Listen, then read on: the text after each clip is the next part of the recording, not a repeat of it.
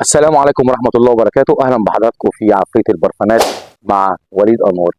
النهارده يا جماعة جايب لكم البرفيوم الرسمي للصيف والربيع. المتعة كلها البرفيوم اللي هو هيبقى مستقبل العطور في مصر أو في العالم، مستقبل البرفيومز كلها في العالم. هو كريد ايفنتوس. كريد ايفنتوس من إنتاج كريد، صدر سنة 2010. البرفان ده حاجة كده فوق السحاب. أول حاجة عندنا البرفيوم بنقدم المقدمه بتاعته او الافتتاحيه بتاعته عباره عن تفاح واناناس وبرجموت. برجموت او البرجموت اللي هو الليمون العطري، وتفاح واناناس. الوسطي بتاعه اللي هو التوت والياسمين المغربي والورد. القاعده بتاعته طبعا قاعده قويه جدا، فانيليا ومسك وعنبر. طبعا في اضافات ثانيه بس احنا بنقول ايه المهم اللي في الموضوع. البرفان ده ثباته، يعني في ناس بتبالغ وتقول لك الثبات 24 ساعه و8. لا انا مش هقول لك كده، انا 168 ساعه، اسبوع بحاله ثبات، اسبوع بحاله ثبات. بس انت البس الهدوم اسبوع بقى وريني. قسما بالله برفان هيبقى يفرق معاك جدا جدا جدا. انت راكب اللامبرجيني وكله جنبك عربيات تانية، فاهم انت الموضوع ماشي ازاي. ده ثباته عالي جدا، فوحانه برده عالي جدا. طبعا صعب نقول حاجه فوحانها وثبات عالي جدا، بس ده فعلا زي ما بقول لك ثبات عالي جدا، فوحان عالي جدا. ده الجزء الاول من الفيديو النهارده.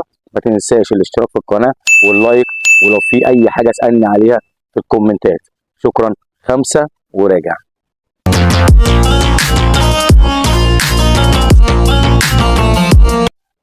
اهلا وسهلا بحضراتكم مره ثانيه في عفريت البرفانات مع وليد انور. كريد ايفنتوس يعني شركات كتير بتنزله حلو، لكن انا بفضل شركه جيفودان. جيفودان بتنزل منه تركيزين، التركيز العالي خالص والتركيز الوسط. طبعا انا هنجيب التركيز العالي جدا، هو غالي شويه بس والله هو ده البرفان. بنبدا نجيب الكحول بتاعنا اللي هو 95 اقل حاجه وطالع لغايه 99.8. معانا المثبت اللي قلنا عليه في اول فيديو، ثاني فيديو عملناه، ومعانا الموزي ومعانا الحاجات بتاعتنا اضافات. 50 مللي ابدا ب 8 جرام، ال 100 مللي ابدا بالدبل بتاعه اللي هو 16 بقى لغايه عندك لغايه 34% زيت. 34% اعلى تركيز، ما تعليش عن كده، ملوش اي لازمه. تمام. حاجه عايز اقولها للتاجر بقى، معلش، انت بيقابلك كتير ناس بتفاصل، فانت ما تفاصلش مع حد. اللي عايز يفاصل يا جماعه، انت عايز تفاصل معاه تدي له حاجه كادو هديه، مش مشكله، جرب. انما ما تفاصلش، ان الزبون يفاصل المره دي هيفاصل المره الجايه، هيفاصل المره اللي بعدها، مش هتخلص. هتضطر في وقت من الاوقات ان انت تبدا تقلل نسبه الخام في المنتج بتاعك، بالتالي الجوده هتقل، بالتالي السمعه بتاعتك هتسوء. احنا مش عايزين كده خالص، فالفصال ممنوع ممنوع ممنوع.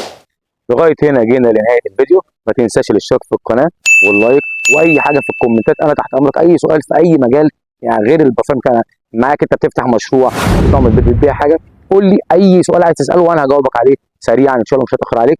والى ان نلتقي باذن الله، والسلام عليكم ورحمه الله وبركاته.